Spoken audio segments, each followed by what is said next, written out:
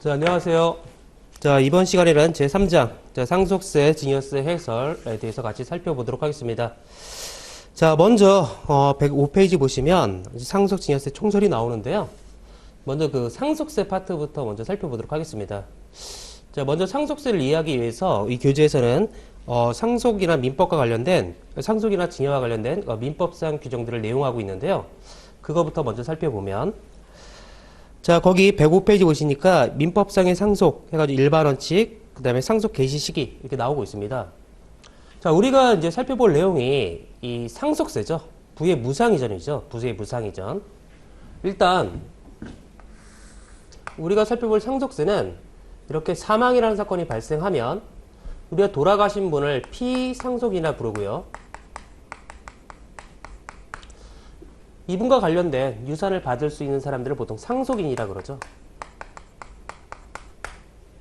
자, 우리가 볼 상속세는 이런 거죠. 이렇게 사망이라는 사건이 발생하면 이분이 갖고 있던 요 날이죠. 돌아가신 날. 이날 갖고 있던 이 유산. 이 플러스 마이너스 유산이 돌아가신 시점에 바로 포괄적으로 이쪽으로 넘어간다는 거죠. 자, 그래서 세대 간 부의 무상 이전이 일어난다는 거죠. 자, 이 부분에 대해서 너가 공짜로 받았으니 그 부분에 대해서 세금을 내야겠다. 그래서 나왔던 게 상속세였다는 거죠. 그래서 이 받은 부분, 플러스 마이너스를 뺀 이 순 유산가액에 대해서 10에서 50% 누진세로 과세가 되는 게 상속세라는 거죠. 어마어마한 세금입니다. 이 과표가 30억이 넘어가면 50% 세금을 내야 돼요. 어마어마한 세금이죠. 그러니까 절반 정도 세금을 낸다? 보시면 돼요. 우리나라에서 가장 비싼 세금이에요. 자, 이런 것들을 보게 되는데, 먼저 보니까 이 상속세라는 건 일단 사망이라는 사건이 발생을 해야 돼요. 그래야 이 모든 것들이 민법에 의해서 포괄적으로 넘어가기 때문에 그렇죠. 그래서 민법은 거기 105페이지에 있는 것처럼 사망 개시의 시기를 크게 두 가지로 나누고 있다는 거죠. 첫 번째가 자연적 사망이죠. 자연적 사망의 경우 현실적으로 사망이라고 하는 사실이 발생한 시점을 말하고 뭐라 써 있습니다. 이 자연적 사망은 뭐냐면 눈에 보이는 사망이에요. 즉 보통 나이가 좀 들고 고령화되면 이제 아프다. 그럼 병원에 들어가게 되죠. 그래서 나중에 이제 임종을 하게 되고 의사가 사망 선고를 하게 되죠. 그때 사망 일시가 침대 맡에 다 그대로 적혀 있습니다. 그 적힌 일시, 그게 사망일이죠. 그 순간 이 모든 것들이 넘어간다는 거죠. 즉 자연적 사망은 눈에 보이는 사망, 이걸 말하는 거고요. 자, 두 번째가 간주 사망이죠. 실정 선고에서 사망한 걸로 간주되는 경우에 실정 선고일지에 불구하고 실종 기간이 만료되는 시점이다. 자, 이렇게 돼 있는데 이 실종 선고는 뭐냐면 눈에 보이지 않는 사망이에요. 그러니까 이런 경우죠. 자, 아버지가 모든 재산을 다 갖고 있는데 집을 나가서 연락이 안 된다. 가족들은 재산권 행사를 못 하겠죠. 자, 그때 이 가족들은 어떻게 해야 되냐면 이때부터 생사가 불분명하다. 자, 5년 이상이 지났다. 자, 그러면 이 가족들은 법원에다 실종 신고를 한다는 거죠. 자, 그래서 법원에서는 일정 기간 동안 공고를 하고 살아있으면 나타나라. 뭐 이렇게 얘기하는 거죠. 자, 그리고 일정 기간이 지나버리면 법원에서 실종 선고를 때려버리죠. 자, 그럼 어떻게 되냐? 사망한 거죠. 법에 의해서 사망하게 만든 겁니다. 자, 이게 눈에 보이지 않는 사망이죠. 자, 그러면 민법에선 언제 사망한 걸 보냐 이건데요. 민법은 이때부터 생사가 불분명하다. 실종기간 만료일이 되는 이 시점, 5년이 되는 이 시점에 사망한 걸로 보죠. 민법은 이때입니다. 마지막으로 생사가 확인된 날부터 5년이 되는 이 시점에 사망한 걸로 봐요. 자, 그렇지만 세법은 보다 엄격하게 하기 위해서 실종 선고일, 요 날을 사망일로 본다는 거죠. 자, 그래서 민법과 세법이 이 간주 사망의 경우에 사망일이 다른다는 겁니다. 자, 그래서 거기 보시면, 자, 간주 사망, 실종 선고에서 사망한 걸로 간주되는 경우, 실종 선고 일자에 불구하고 실종기 만료되는 시점이다. 요 날이라는 거죠. 5년이 되는 요 시점. 자, 그 밑에 보니까 그러나 상증법에서는 실적 선고일을 사망일로 간주하고 있다. 요 날. 세법은 요 날을 사망일로 보고 있다. 이렇게 되는 거죠. 자, 그럼 만약에 이때 실정 선고가 떨어졌다. 자, 그래서 간주 사망이 됐는데 이분이 갑자기 나타나셨다. 그래서 막 돌아다닌다. 살아계신 거예요? 돌아가신 거예요? 무조건 돌아가신 거예요. 왜? 법에 의해서 사망하게 만들었기 때문에 그래요. 그래서 거기 뭐라고 써있냐? 사망한 것으로 첫 번째 줄 실질선고의 사망으로 간주되는 경우 간주 무조건 사망으로 보겠다. 자, 그래서 법에 의해서 사망시켰기 때문에 그분이 다시 살아나려면 어떻게 해야 돼요? 다시 취소 심판을 받아야겠죠. 즉 법에 의해서 다시 살아나야 될 거예요. 그래서 다시 살아난다 그러면 요 시점에 이 모든 유산이 민법은 이때, 세법은 이때, 민법에 의해서 이 모든 것들이 넘어가겠죠. 자, 그런데 다시 취소 심판을 받아서 살아났다? 그러면 이 재산이 이렇게 넘어왔던 건 무효죠. 상속이 아니니까. 돌아가시도 않았는데. 다시 일로 간다는 거죠. 자, 그렇게 사망은 크게 두 가지가 있다. 자, 두 번째, 상속인인데요. 상속 개시에서 재산을 상속받는 자를 말한다. 그래서 밑에 가번, 나번, 다번, 라번이 있는데 피상속인의 직계, 비속, 태아를 포함하죠. 민법은 태아도 사람으로 봅니다. 태아도. 단, 세법은 태아를 사람으로 보지 않아요. 배 밖으로 나와야 사람입니다. 세법은. 자, 누가 유산을 받을까? 이 얘기인데요. 자, A가 있고 이 사람의 배우자가 있고 직계 비속과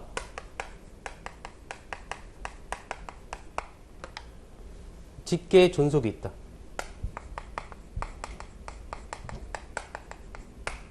자, 그리고 이 사람의 형제자매가 있다. 자, 이랬을 때, 자, 이 사람이 사망했다. 자, 그러면 유산은 누가 가져가냐? 1순위권자가 다 가져갑니다. 얘 거예요. 직계 비속이 다 가져갑니다.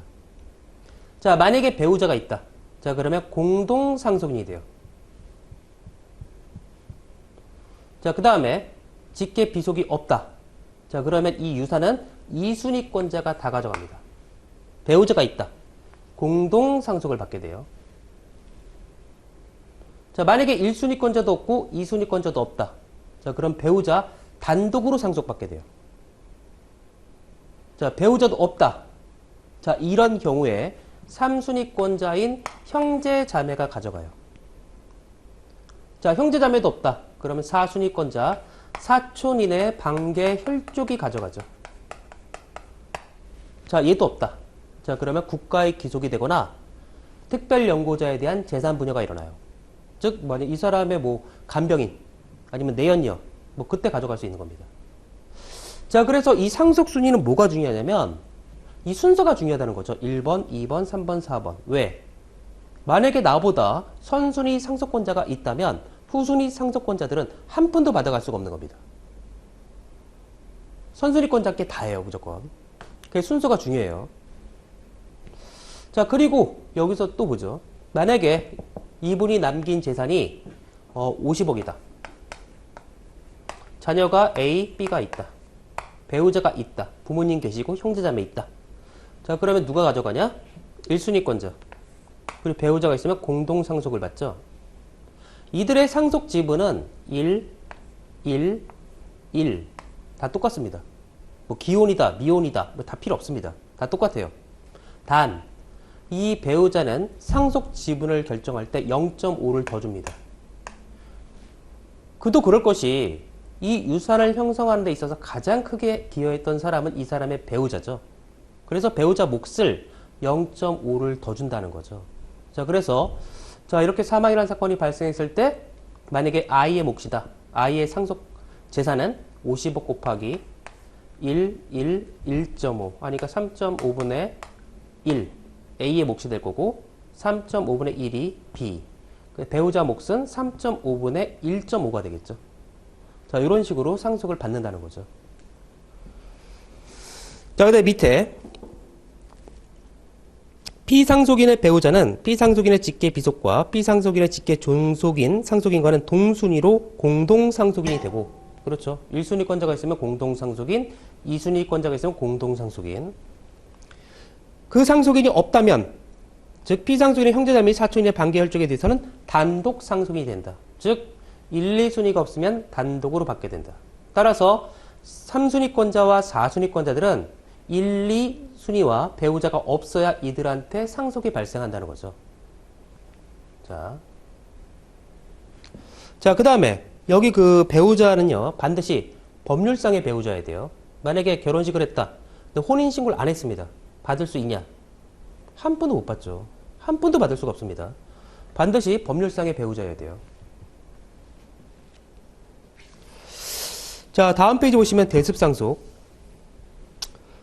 상속인이 되어야 될 직계 비속 또는 형제자매가 상속 개시 전에, 자, 개시 전에 동그라미, 개시 전에 사망하거나 결격자가 된 경우에 사망하는 결격된 자의 직계 비속이 있다면 그 직계 비속이 사망하는 결격된 자의 순위에 가름하여 상속인이 되는데 이를 대습상속인이라 한다. 자, 이게 무슨 얘기냐면, 자, 이렇게 되면 어떻게 돼요?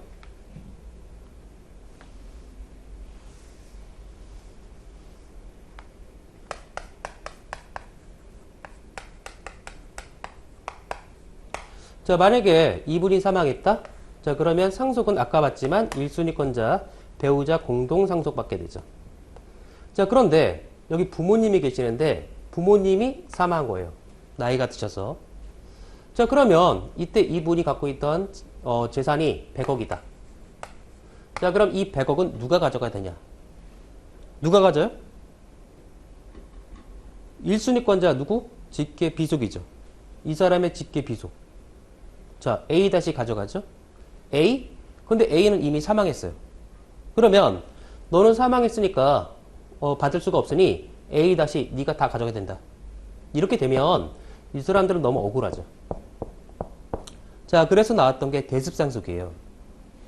이 사람이 사망하기 전에 상속인이 먼저 사망했다면 이 사람의 직계 비속과 배우자가 대신해서 받아라. 이 얘기죠. 자, 그래서 이때 100억 곱하기 1, 1이었죠. 2분의 1만큼은 A-가 받아갈 거고 2분의 1만큼은 A의 몫이었죠. 근데 이 사람이 부모님보다 먼저 사망했어요. 그래서 이들이 받아가는 거죠. 1, 1, 1.5. 자, 이 경우에 A의 몫은 곱하기 3.5분의 1, A의 몫이 될 거고 3.5분의 1.5가 이 배우자 상속분이 되겠죠. 이렇게. 자, 그래서 이렇게 대습상속이라는 게 발생한다는 거죠. 자, 그 다음에 그 밑에 유증이라 나오는데 유증은 유언에 의하여 유산의 전부 또는 일부를 무상으로 타인에게 주는 행위를 말한다. 유증의 방법에는 포괄적 유증과 특정적 유증으로 나누고 있다. 그러니까 유증은 말 그대로 유언에 의한 징여죠. 그래서 이분이 유언에 의해서 징여를 한다는 거죠. 이 재산의 얼마만큼을 누구한테 주겠다. 뭐 아파트를 누구한테 주겠다. 토지를 누구한테 주겠다. 뭐 이런 식으로. 자, 유증은 크게 보니까 밑에 포괄적 유증과 특정적 유증이 있어요.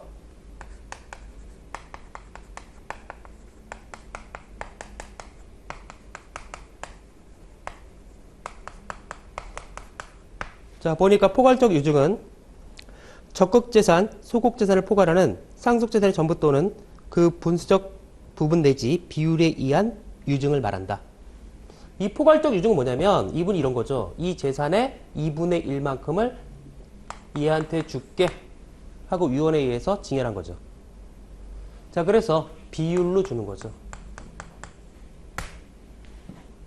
자, 이에 비해서 특정적 유증은 하나하나의 특정 재산을 구체적으로 특정한 유증을 말한다. 자, 여기 있는 뭐 아파트는 너한테 줄게, 주식은 너한테 줄게, 뭐 이런 거죠. 자, 그러면 이 포괄적 유증과 특정적 유증에서 뭐를 조심해야 돼요? 뭐가 위험해요? 이게 위험하죠. 왜? 이거에 2분의 1만큼을 만약에 너한테 줄게 했는데 만약에 플러스가 100이고 마이너스가 10이라 그러면 아무 상관없어요. 90에 대해서 절반을 내가 받아가는 거니까. 근데 만약에 이러면 어떻게 돼요?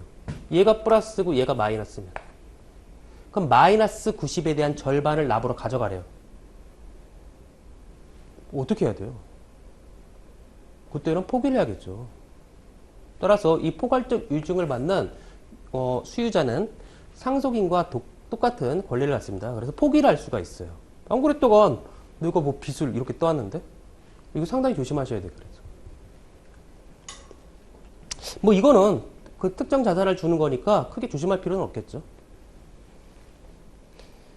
자, 그 다음에 민법이 정하는 유언의 방식은 자필증서 유언, 녹음 방식 유언, 공정증서 유언, 비밀증서 유언, 구수증서 유언 5가지가 있다. 그러니까 자필증서 유언은 이런 거죠. 이렇게 뭐 내가 유언장을 밤에 한번 써보는 겁니다. 이렇게 자필로. 그게 자필증서 유언이고. 그 다음에 녹음 방식 유언은 뭐 녹음기 틀어놓고, 공정증서 유언은 공증사무실에서 작성하는 거죠. 혹시라도 내가 법적 요건을 틀릴 수가 있으니까 공증사무실에서 공증인의 확인을 받아서 쓰겠다. 뭐 이런 거고. 비밀증서 유언은 유언을 작성했는데 그 내용은 안 알려줘요. 다만 내가 유언을 했다. 그것만 알려주는 거죠. 그게 비밀증서 유언. 마지막으로 구수증서 유언인데 이거는 긴박한 상황에서 벌어지는 사유죠. 그러니까 이런 거죠. 만약에 교통사고가 났다. 그래서 앰뷸런스에 실려간다. 그런데 병원에 도착하기 전에 이분이 돌아가실 것 같아요.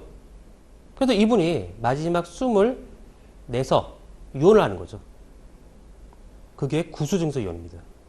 말하는 거죠. 이렇게 말로 아주 긴박한 상황에서 할 수 있는 유언 방식이었어요.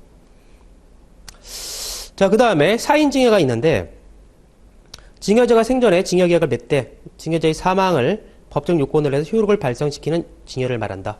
사인증여는 이런 거죠. 이때 증여계약을 맺되 사망하면 여기에 이만큼을 너한테 줄게, 뭐 이런 거죠.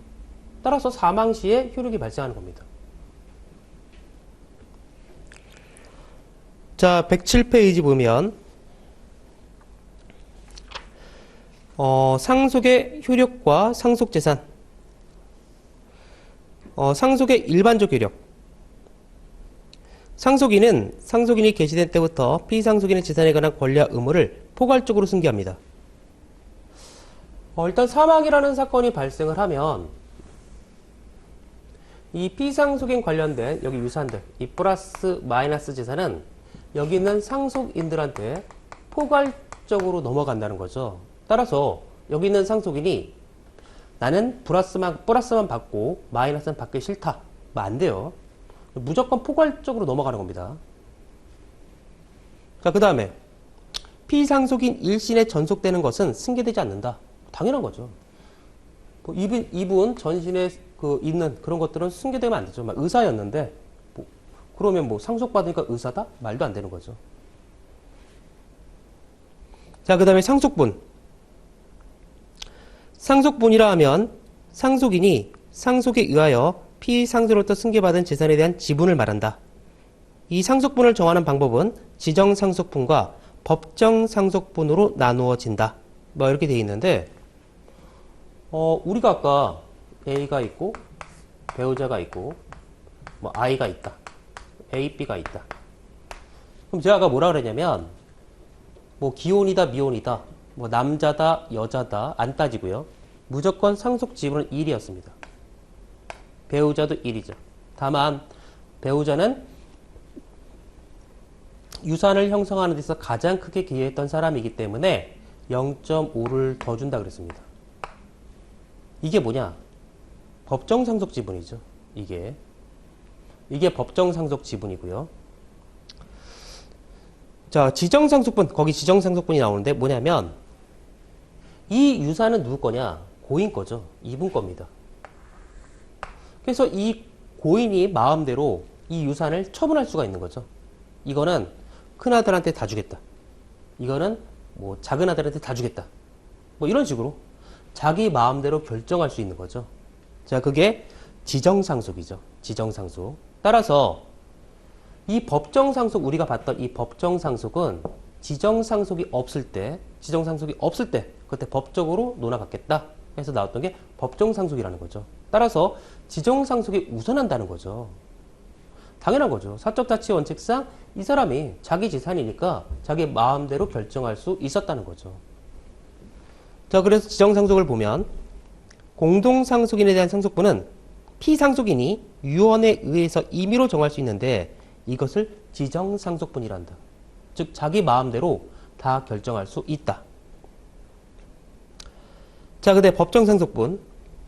상속인이 여러 사람인 경우 피상속인이 상속분을 지정하지 아니한 경우에는 민법에 정한 방법에 따라 상속분이 결정되는 이를 법정상속분이란다. 법정상속은 상속인 간에 균등하다. 다 1이라는 거죠. 다음 줄. 다만 배우자의 경우는 5화를 가산한다. 즉 배우자는 0.5를 더 준다. 이렇게 돼 있는 거죠. 그래서 법정상속이 우선하고 지정상속이 우선하고 그 다음에 지정상속이 안 되면 그 다음에 법대로 논아갖겠다. 이렇게 돼 있고요.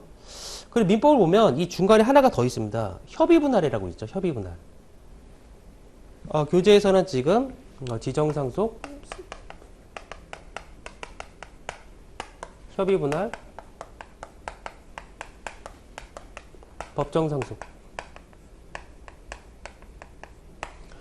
실제는 이렇게 돼 있어요. 이 순서예요. 따지면. 이게 가장 우선하죠. 유언장이 있으면 유언장대로 논아가져야 된다. 그 유언장이 없으니까 법대로 논아갖겠다?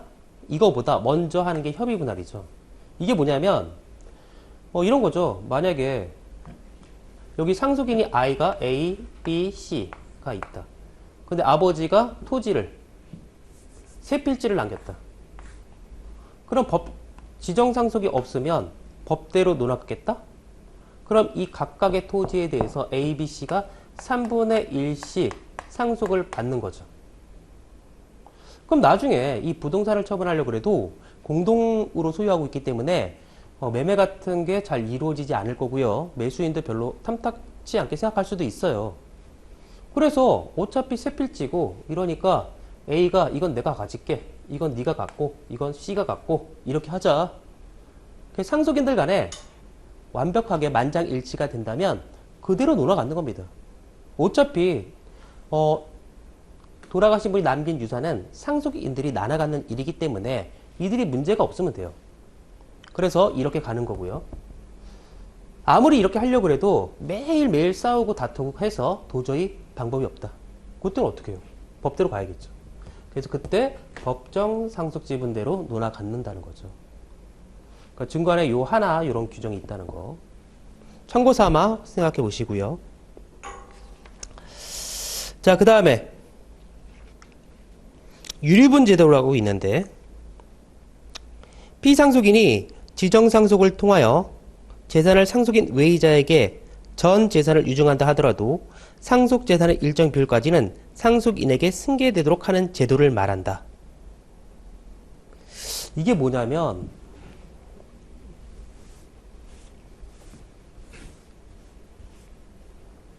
자, 여기 피상속인이 있는데 아버지가 있었는데 자, 이분이 자녀가 있어요. 아들이 하나 있는데 아버지 그 재산이 상당히 있었다는 거죠. 그래서 대충 보니까 300억 정도 됐다.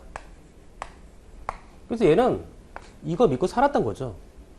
어차피 아버지가 돌아가시면 저 300억 내가 다 외아들이고 다 물려받으니까 뭐 전혀 걱정 없어. 뭐 이런 식으로 해서 살았습니다.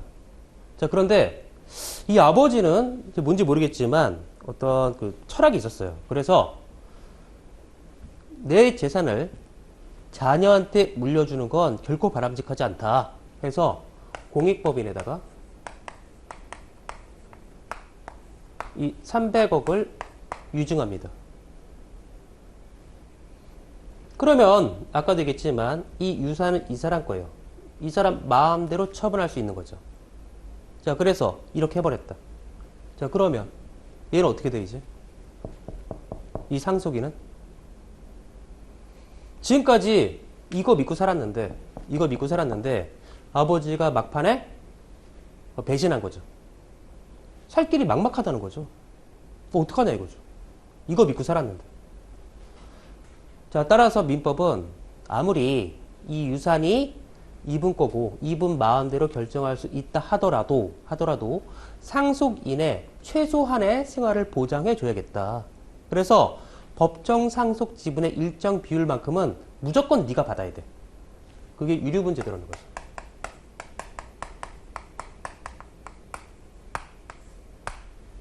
자, 그래서 이 아들은 어떻게 되냐면 일단 유언에 의해서 일단 이 재산은 사망이라는 사건이 발생하는 이 공익법인한테 갑니다. 자, 그리고 나서 이렇게 갔기 때문에 내가 살 길이 막막해. 이 아들은 이 공익법인에 이제 유류분을 청구해요.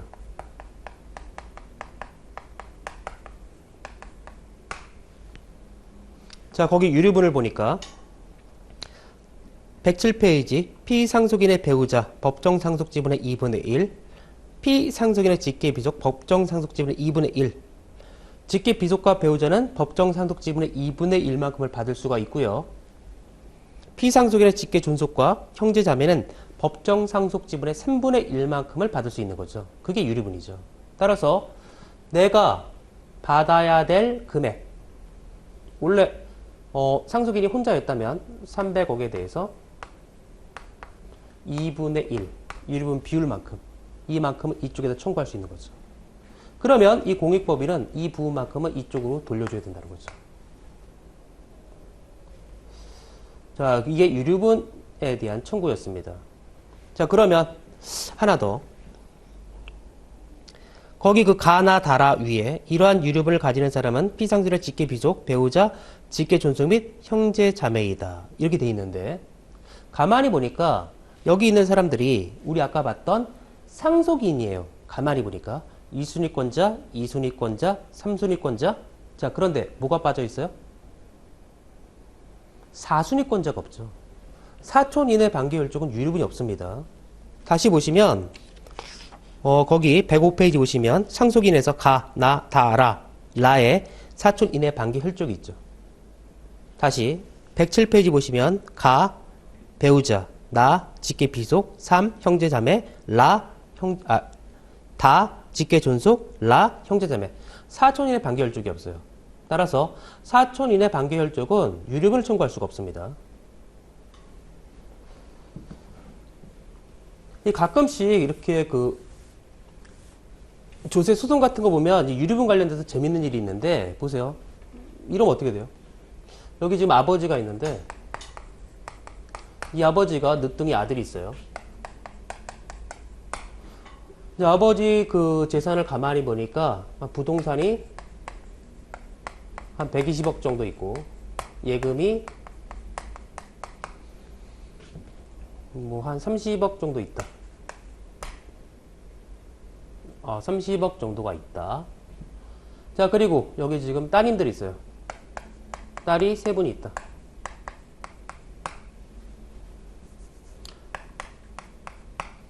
자, 다 출가했어요. 얘 늦둥이 아들이에요. 근데 아버지가 가만히 보니까 이제 내가 나이가 먹고 이제 곧 이제 어쩌면 어떤 이제 사망이라는 사건을 맞이하게 될 텐데 이렇게 된다면 얘가 상당히 불안하다는 거죠. 아직도 늦둥이 아들이고 중학생이라고 칠까요? 그리고 아버지 입장에서 가만히 보니까 이제 옛날 분이신데 나중에 제사도 얘가 할 텐데. 자, 그리고 또 내가 죽고 나면 얘네들이 그 재산권 갖고 또 다툼이 일어나지 않을까 뭐 이런 생각을 한 거예요. 그래서 아버지가 이런 거죠. 이 딸을 다 부른 거예요. 다 부르더니 야, 내가 너네들한테 지금 10억씩 줄게. 각각 10억씩 줄게. 이거 줄 테니까 나중에 이 부동산을 얘한테 줄 거야. 얘한테 줄 건데 이거 갖고 나중에 뭐라 그러지 마. 니네들 다투지 마. 저 부동산에 대해서 욕심을 내지 마. 저건 얘 거야. 그리고 지금 10억씩 줄게. 그리고 내가 너네를 믿는데 혹시 모르니까 여기다 도장을 찍어줬으면 좋겠어. 이게 뭐냐? 상속 포기각서. 자, 인감 가져왔지? 도장을 찍어. 자, 이거 찍으면 지금 10억씩 줄게. 그 나중에 이거 갖고 욕심 내지 마. 자, 그러면 이 따님들은 어떻게 해야 돼요? 이 도장을 찍어야 돼요? 말아야 돼요?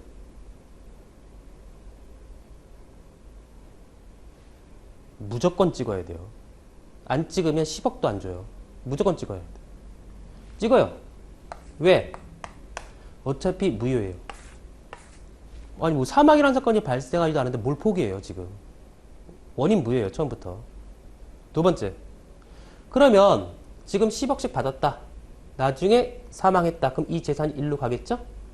그럼 아버지가 이 재산을 얘한테 유언장에 의해서 주기로 했기 때문에 이 딸한테는 안 와요. 그럼 이들이 할 수 있는 건 뭐냐? 뭐예요? 방금 봤던 유류분 청구죠. 자, 유류분은 150억에다가 곱하기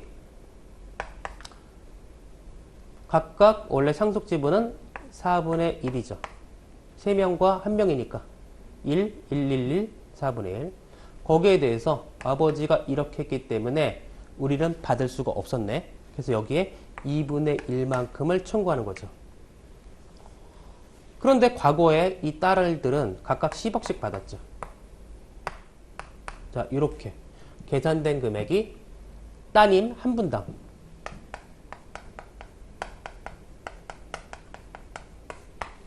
이렇게 계산된 금액을 이 아들에게 유류분을 청구할 수 있는 거죠. 자, 심심찮게 벌어집니다. 이런 일들이. 자, 그 다음에 108페이지 상속의 승인과 포기. 거기 보면 밑에 단순 승인, 한정 승인, 상속 포기 뭐 이렇게 나와 있는데 이게 뭐냐면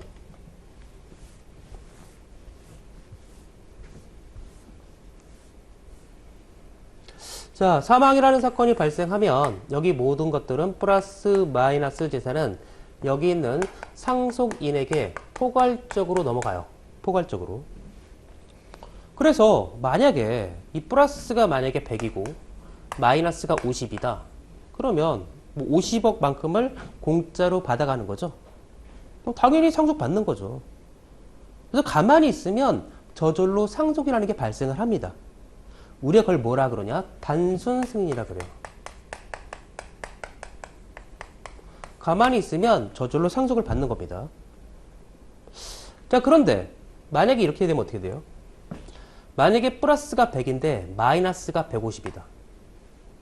그래서 너는 상속인이니까 이거를 그대로 포괄적으로 상속을 받아. 이거 어떻게 돼요?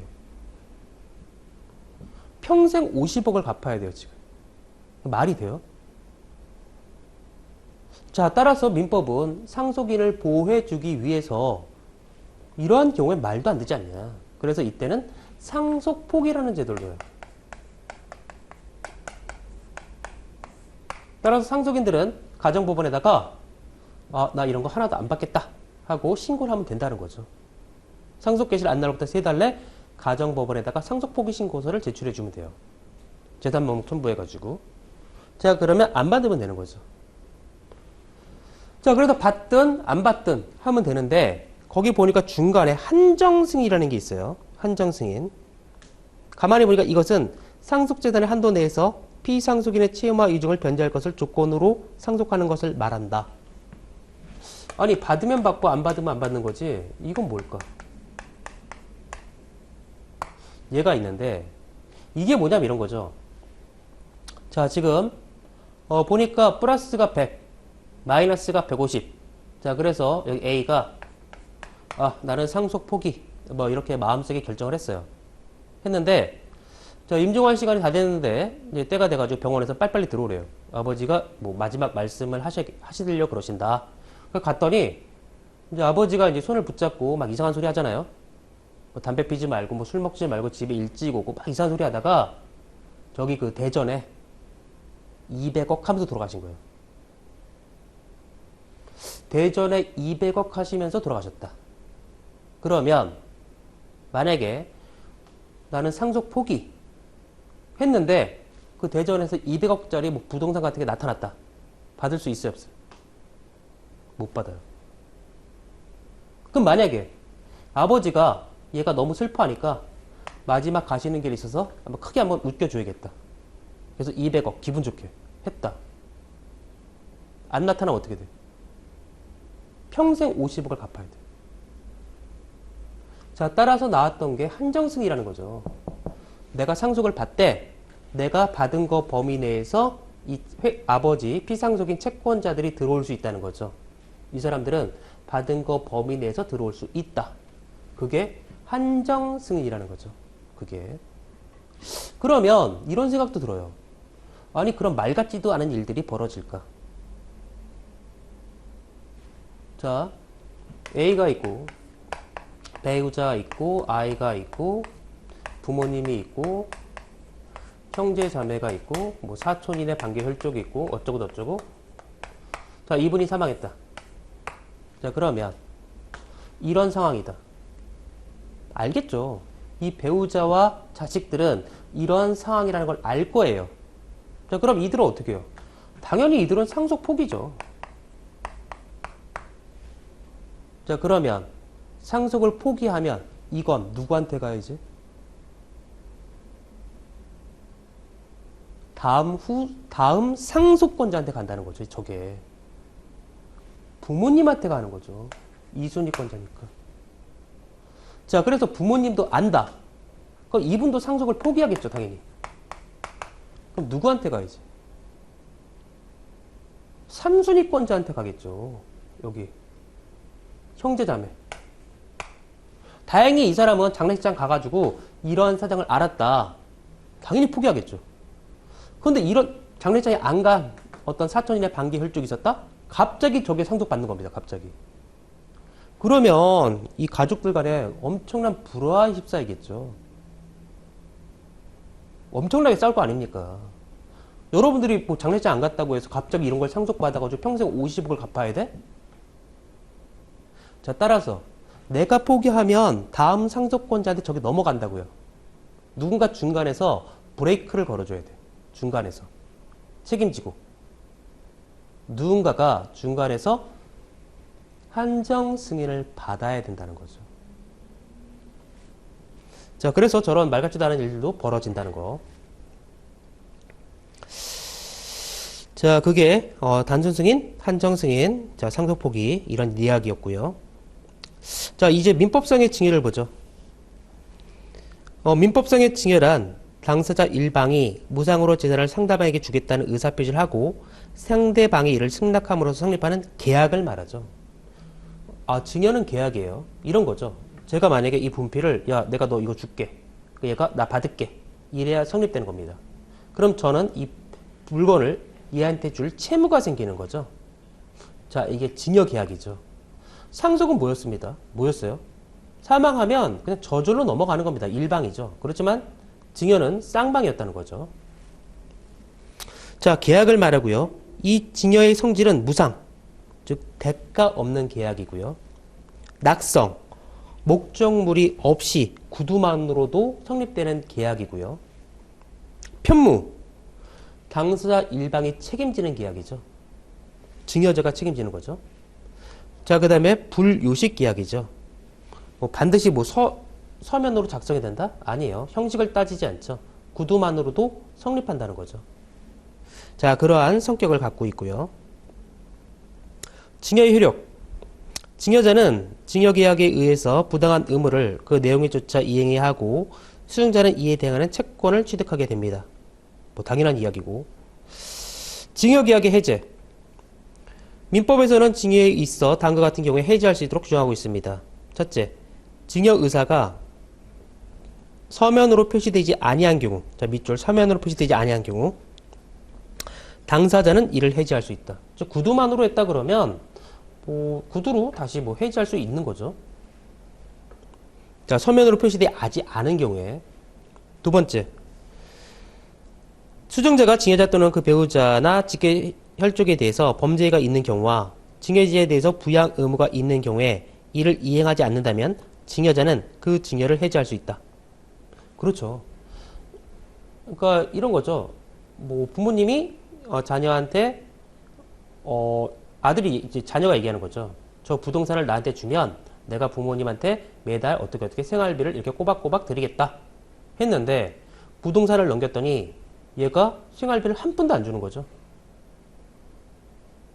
자, 그거 어떻게 해요? 그 경우에 이 부양 의무가 있는 경우에 이를 이행하지 않았다면 그 증여를 해지할 수 있는 거죠. 당연한 거죠. 자, 셋째. 증여계약 후에 증여자의 재산 상태가 현저히 변경되고 그 이행으로 인해서 생계에 중대한 영향을 미친다면 증여자는 증여를 해지할 수 있다. 이것도 당연한 논리일 겁니다. 아마. 뭐 증여를 했다고 해서 내가 생계 위협을 느낀다 그러면 뭐 증여를 하면 뭐 나 살 길이 막막한데 당연히 해지할 수가 있어야겠죠. 자, 상식적으로 보시면 되고. 자, 특수한 경우의 증여인데요. 자, 먼저 정기증여부터 볼게요. 정기증여를 보면 정기의 급여를 목적으로 한 증여를 말한다. 즉 매달 내가 200만 원씩 주겠다. 내가 300만 원씩 주겠다. 이렇게 정기적으로 주겠다. 정기적인 금액으로. 자, 사인증여. 자, 이거는 사망한 경우에 효력이 발생하는 거죠. 자, 그게 사인증여였고. 마지막으로 부담부증여인데요. 수증자가 일정한 의무를 부담하는 것을 조건으로 한 증여를 부담부증여라 한다. 예컨대 은행 차입금 2억이 담보되어 있는 주택을 은행 채무와 함께 증여하는 것을 들 수 있다. 자, 이렇게 돼 있는데, 그러니까 부담부 증여는 이런 거예요. 뒤에 또 자세히 나올 겁니다. 부담부 증여는 간단히 내용만 보면 이래요. 이런 거죠. A가 B에게 이 부동산을 공짜로 증여하겠다. 만약에 이 부동산의 시가가 10억이다. 자, 여기 채무가 있는데요. 은행 대출금이 있었겠죠? 은행 차입금이 4억 정도가 있었다. 자, A는 이거를 B한테 넘기는 거죠. 그런데 조건이 이거였어요. 이 부동산 10억짜리를 넘기지만 이 부동산에 딸려있는 이 차입금, 은행 대출금도 네가 가져가. 말 그대로 이거죠. 부담이 있는 증여. 그래서 부담부 증여예요. 부담이 있는 증여. 자, 그러면 여기서 재미있는 건 이런 거죠. 자, 지금 이러한 부담부 증여가 일어날 때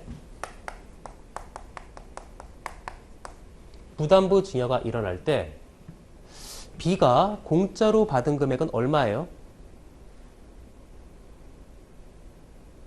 A는 지금 이 부동산을 넘기면서 10억짜리 부동산을 넘기면서 여기에 담보로 잡혀있는 은행 대출금, 차입금 이 4억도 네가 가져가. 이랬습니다. 그러면 이렇게 부담부 증여가 일어나면 B는 공짜로 받은 게 얼마예요? 6억이죠. 6억을 공짜로 받았어요. 공짜로 부동산 6억이 생겨요. 그렇죠? 공짜로. 그래서 B는 6억에 대한 증여세 과세 문제가 발생을 해요.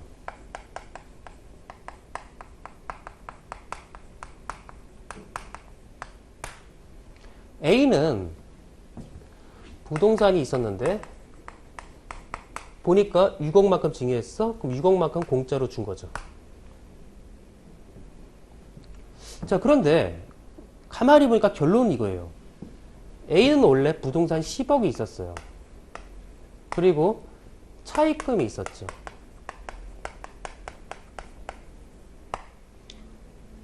자, B는 이렇게 부담부 증여를 받으면 부동산이 10억이 증가할 거고요. 이것도 내가 책임져야 되니까 얘는 차입금이 4억이 생겨요. 즉 A는 부동산 10억, 차입금 4억이 0이 될 거고 B는 부동산 10억이 생기고 은행 차입금 4억이 생긴다는 거죠. 이런 부담부 증여가 일어난다면 10억짜리 부동산을 가져오되 은행 차입금 4억을 책임져. 10억짜리를 주되 이것도 네가 책임져. 그래서 A는 빵빵이 되는 거예요. B는 10억과 4억이 생기는 거죠. 그럼 아까 뭐라 그랬냐면 이렇게 부담부 증여가 일어나면 B가 공짜로 받은 건 얼마냐? 6억이에요. 10억에서 빚 4억을 빼니까 공짜로 건 6억이죠. 당연히 6억에 대한 증여세 과세 문제가 발생을 해요. 자, 그러면 부동산이 6억이 생겼다? 4억도 생겨야 되죠. 그래야 10억이 되니까. 빚도 4억이 생겨야 되죠. 내가 책임지는 거니까. 자, 10억 중에서 6억을 줬죠. 그럼 4억도 없어져야 돼요. 4억도. 그렇죠? 그래야 0이 되니까. 10이 돼서. 빚도 0이 되려면 4억이 없어져야 되죠. 즉, 증여는 6억이지만 4억 부분은 뭐냐 이거죠, 대체. 자, 그게 뭐냐? 양도입니다. 양도예요. 즉, 10억 원에서 6억만큼은 공짜로 줬어요. 그래서 증여세가 과세가 돼요. 4억만큼은 어떻게 되냐? 판 거예요. 양도예요. 그래서 양도 차이기 때문에 양도세 과세 문제가 나와요. 보세요. 이 부담부 중에는 두 가지 거래가 섞여 있다고 보는 거예요. 10억 중에서 빚이 4억이다. 6억 부분은 공짜로 줬다. 증여세 과세. 6억 부분은 공짜로 줬다. 그럼 4억은 팔았다. 4억은 팔았다. B가 4억을 사왔다. 그래서 10억이 됐다. 그렇죠? 자, 얘는 4억만큼을 사왔기 때문에 제가 만약에 저기 누군가한테 4억 원어치 부동산을 샀다. 4억짜리 부동산을. 그럼 저는 저 친구한테 얼마를 줘야 돼요? 4억을 갖다 줘야 되죠. 내가 4억 원을 사왔으니까 부동산 4억이 생기면서 4억을 갖다 줘야 돼요. 그래서 얘는 6억을 받아오고 공짜로 받고 4억만큼 사오면서 A한테 4억을 줘야 되기 때문에 이 부동산을 담보로 해서 대출을 받습니다. 4억을. 그래서 부동산 4억이 사오고 대출금 4억이 생겨요. 그리고 이 4억을 매수 대가로서 줘야겠죠. 그래서 A는 원래 갖고 있던 차입금을 갚아버려요. 그래서 0이 되는 거죠.